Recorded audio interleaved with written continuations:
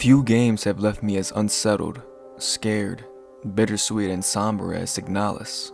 In its desolate corridors and cryptic symbolisms, I felt a range of emotions I never expected to experience all at once. Its ambiguity, etched into every ruined hallway, and its mind-bending story combined to create a level of profoundness I simply haven't experienced before. But hello, I hope you're all doing very well. Today I want to take a personal deep dive into the world of Signalis, a game recently suggested by a viewer of the channel. Going into Signalis, I had no prior knowledge to it, other than being familiar with its name. But after playing it and obtaining my own ending to it, I realized it's an experience I won't soon forget. Signalis was released back on October 27, 2022.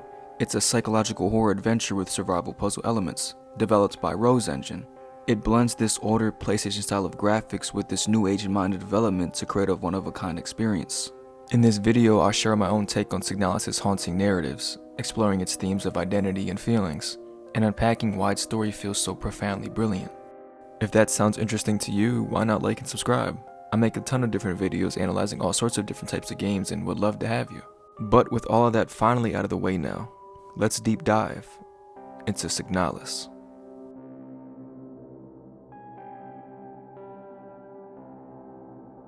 Before diving into the game itself, I think it's important to talk about what I mean when I say something is profound.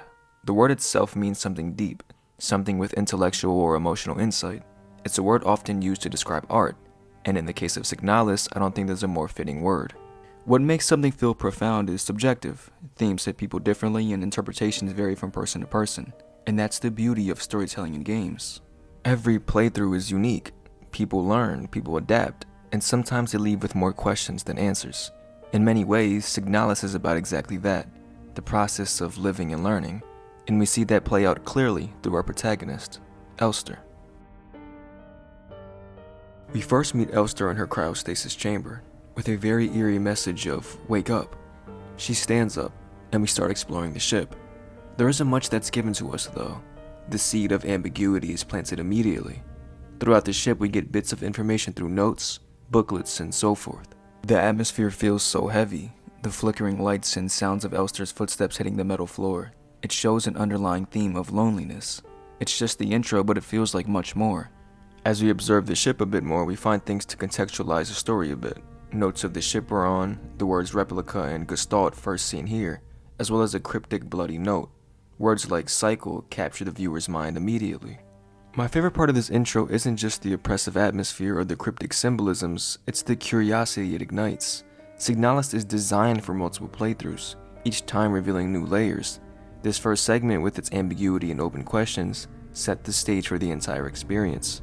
That sense of not knowing, of living and learning as Elster does, is what makes Signalis truly profound. And yet it becomes clear that from the first document we find, Elster isn't alone. But for a bit more context, we know that Elster isn't alone here. The booklet let us know of a partner system between the replicas and gestalts, as well as there being a suit in the ship's cabin missing, and most importantly there's a picture of a girl in the ship's piloting room. It seems, at least on the surface, we're looking for someone, and with our ship no longer operational, there's only one thing left to do: grab a suit and walk into the blizzard that awaits outside. As we walk headfirst into this blizzard, I sat and asked myself a few questions. What was the game trying to portray in Elster's intro? How did we get here, and who are we looking for? The cycle. What did it mean? These are the same questions many players ask, but instead of stopping to speculate, we press on, just as Elster does. Up ahead of the blizzard, we seem to pass through this rectangle-like structure. It's weird. It feels a bit off. This man-made structure on this seemingly deserted planet. Even more weird is just past this point, a hole in the ground. Looks like I found shelter here from the blizzard. Who made this place? Elster is showing a lack of knowledge for these areas, which of course makes sense. The only way we could go now is the hole in the wall, and here is where the game takes its first turn. At the end of this tunnel, we enter a small room. There's not much here, but the stuff that is here will be very important down the line. There's a safe that's locked up in the corner, as well as there being a desk with some things on it, but most importantly is a book, The King of Yellow. It feels like it's calling to me, Elster says, and the only thing we can do now is pick it up.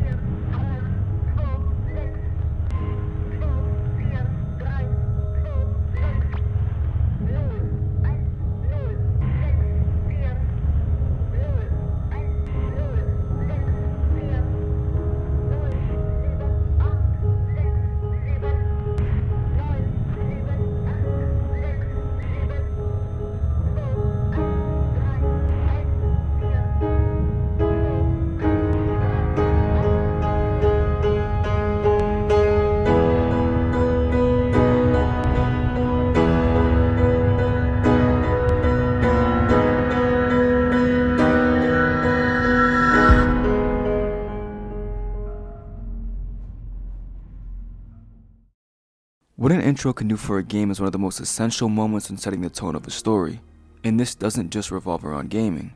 Great storytelling, at least from my experience, always will have some sort of great appetizer before getting into the main meal. First impressions are always important. It's the easiest way to hook or lose somebody. So when I sit back and look at the intro of Signalis, I can't help but think of how brilliant it really is. When I first sat and played through it, of course, I didn't understand what was really going on, but as I feel most people didn't. But the little hints they did give of the story is what had me interested. The idea of there being something so much more sinister than what we first envisioned when waking up in the ship.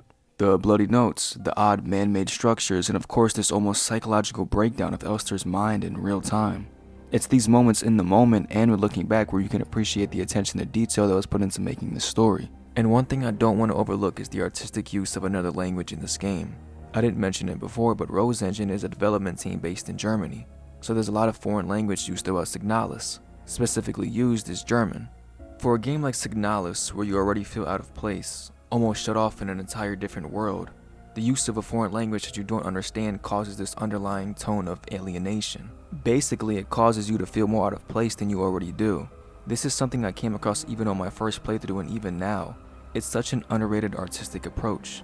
It's so simple, yet it does so much. Like when Elster had picked up the King of Yellow, it panned to the monitor and German words were being said, Achtung, which when translated means attention or watch out. And the way it was used has this alarming tone to it. It's so well done. I can harp all day about how much I actually love the use of German, but you get the idea. This intro is the exact definition of profound to me, and it's also a great segue into the heart of the story.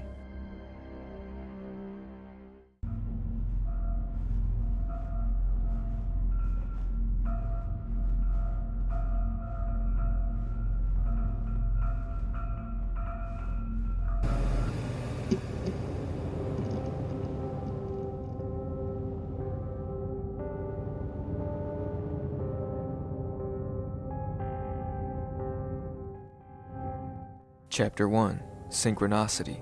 We start off with Elster staring intently at herself in a bathroom mirror.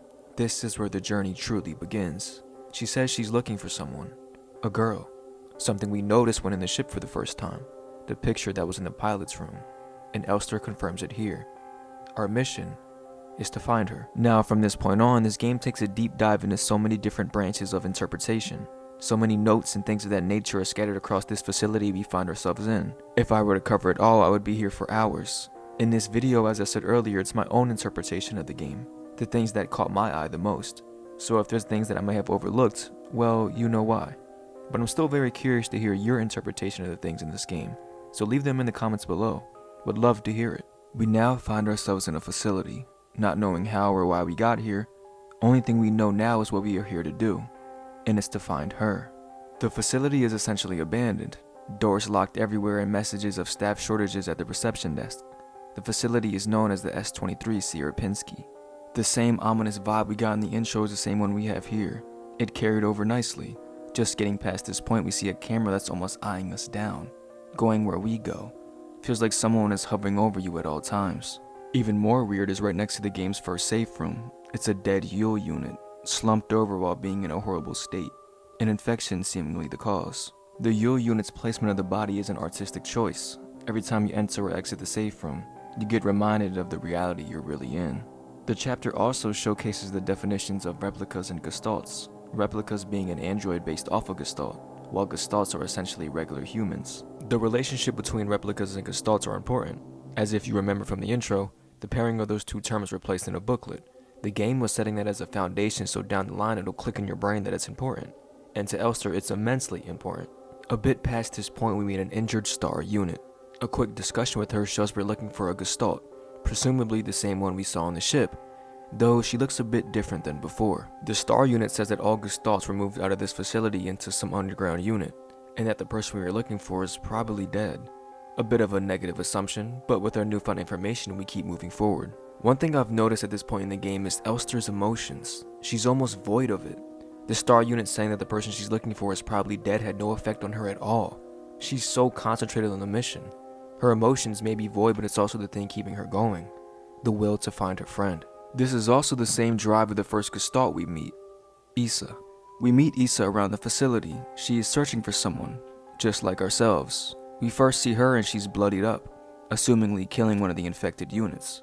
She lets us know she's looking for someone, but she also knows we both shouldn't be here. Without saying a word, she understood Elster, that she's also looking for someone, and she wishes us good luck in doing so. Remember earlier when I referred to the themes of the game? The ones I thought were the most interesting. Feelings were one of them. Feelings in general is a bit of a vague concept, but I was actually referring to the themes of feeling for someone. You see, as the only two characters we actually have gotten some insight on, Elster and Issa, they're both driven by one thing, their personal feelings towards a certain person. They both know they shouldn't be here. It's very clear.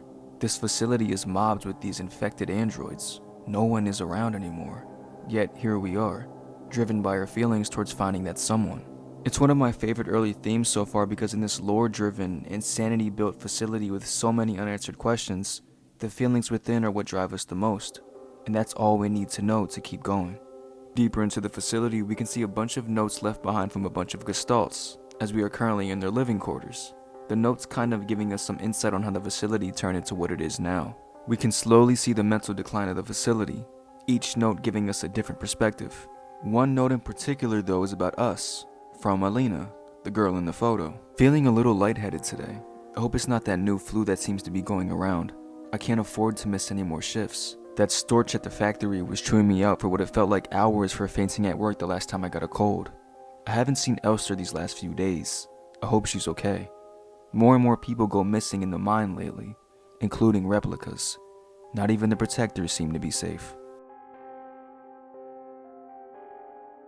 Up until this point, I'll be honest, there's a lot of information thrown at us. So much so that even post-research of my playthrough and during the script writing, I catch myself kind of being confused. But that's honestly kind of what I like about Signalis. The picture it paints isn't supposed to be one that's easily captured. It might not even be one that gets captured at all. But one point still remains during this. The thematic picture it paints is as clear as ever. The profoundness, the emotions of feeling and identity, the things I thought so prevalent overall, it more so enhances as we go along. More notes are scattered throughout the deeper we go. Where's the silver lining? What will come of this? Only one way to find out. At this point, we are fairly deep into the facility. We have a bit of an understanding of the game's ideologies, the persistence of a human's heart. We understand we are in a place that is long gone, and we also understand that we have other people who feel the same. But there is another person. At this current level we are on, we start hearing the name Adler. Seen in many of the notes at this some sort of higher up of the many replicas in this facility. He's the administrator, according to a unit that was on guard in one of the many rooms. Also the mention of the commander who was apparently sick. The same sick as Alina maybe? This portion is honestly so eerie to me. This underlying feeling that this Adler and commander characters maybe still have some influence over this infected facility.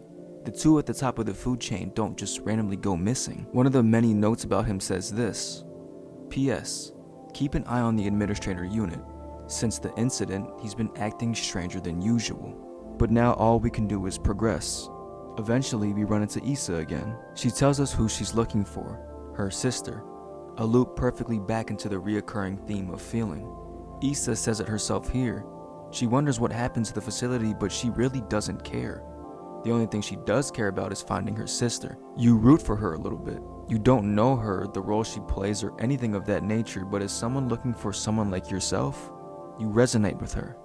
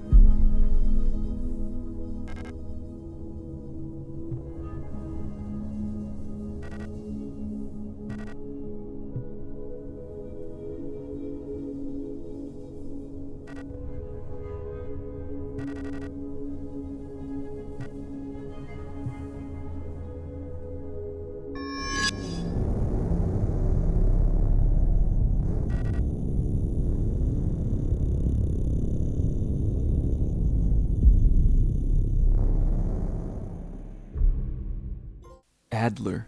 in the flesh. We have heard about him, his authority over the facility, and our first encounter with him was a strange one. Or was it the first? He says something very interesting. Did you catch it? You shouldn't have returned, as we fall into an elevator full of dead Elster units. This area we were pushed into reveals a lot. It's the place where Adler's room is, as well as where the commander has been sleeping since she's been sick. There is a ton of lore here, but most importantly, it reveals why Adler is the way he is, his file of his unit, as well as files of many other units. In Adler's room in particular, though, there's a certain file for a replica unit, the Elster unit, our unit. Adler obviously knew of us all along. His wording of when he saw us, our file in his room. Was he the one who's been watching us this whole time?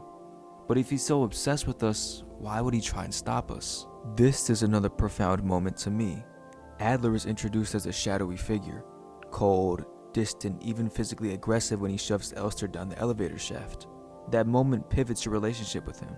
He's not a guide, but a barrier, someone determined to control or suppress Elster. That makes discovering his file on Elster so unnerving.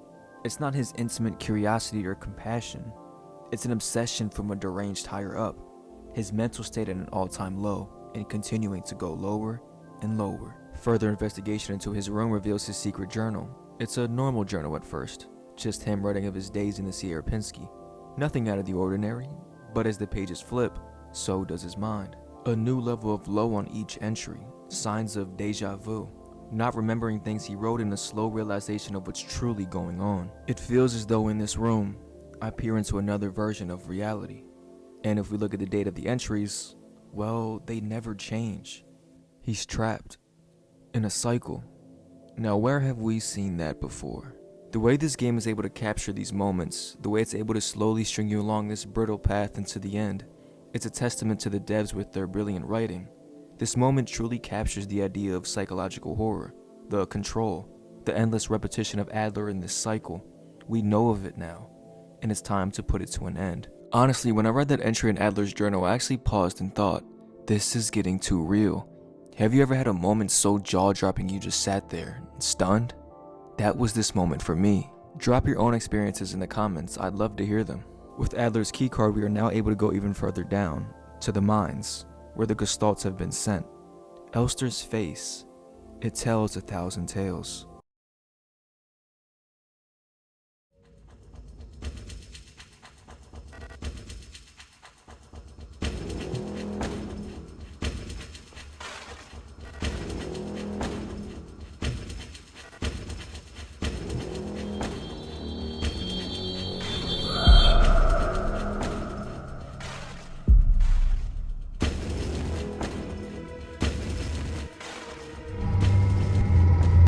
Chapter 2, Liminality. Liminality is a quality of being in between two places or stages, on the verge of transitioning to something new. It's a period of significant change. Each of the first two chapters have been titled after significant words. They foreshadow what's to come, and for this chapter it's no different. A stage of change is here. We are getting closer and closer to the core of Signalis, that profoundness that's been breathing down our necks this whole time. And what a better way to start it than with a confrontation of Adler and Issa. Adler says some interesting things. I know you're here. I've done this countless times before. You don't belong here. Hinting at this cycle we have come accustomed to. Issa wasn't buying it though. This entire scene is easily one of the most complex and important moments in all of Signalis for a multitude of reasons. Let's go down the list. 1. The symbolism behind the stab. At first, it may have seemed that his actions came out of nowhere from Issa, but from what we understand of the past and Adler, it makes a bit of sense. Adler is very much aware of this cycle, so much so that he himself has gone to lengths of attempting to stop other people, like Elster, from seemingly interrupting it. So Issa, who is this almost mirror-like image of Elster, it makes sense why she would stab him. She wants to interrupt the cycle, and Adler doesn't. Fighting the authority. Adler this whole time was this looming presence of authority. The notes scattered throughout the game tell us that Issa and many other gestalts were subjected to his many ways. When Adler started realizing the cycle, it changed him. He became ultra-aggressive. This was an attack of rebellion for those who have succumbed to Adler. Loop progression. Just like when Elster fell down the elevator, this was a turning point into the theme of cycles. this foreshadow of repetition. Adler and Elster both falling down, and repeatedly falling into the cycle's hands. This isn't just a simple fight, it's a real-life realization of the cycle and the people trapped in it. A profound moment indeed. We reach the bottom of the elevator and continue on. The mines, a dangerous area. Many replica units have passed by here. Not many have survived. We see a couple of them, a realization of our journey. A note from Alina in the nearby safe room.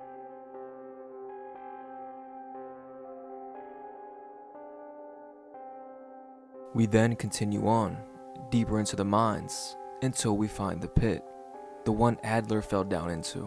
With no other way to go, we jump down.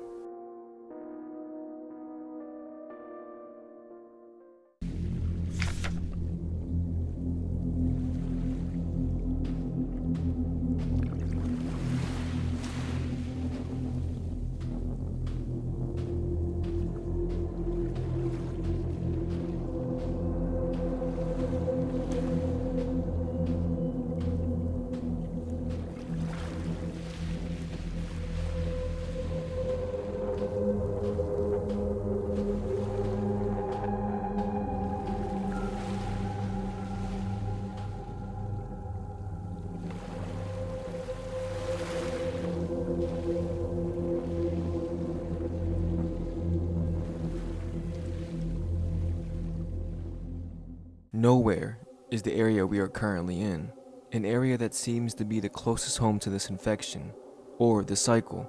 Only one way to find out. Bodies of infected replicas are scattered everywhere.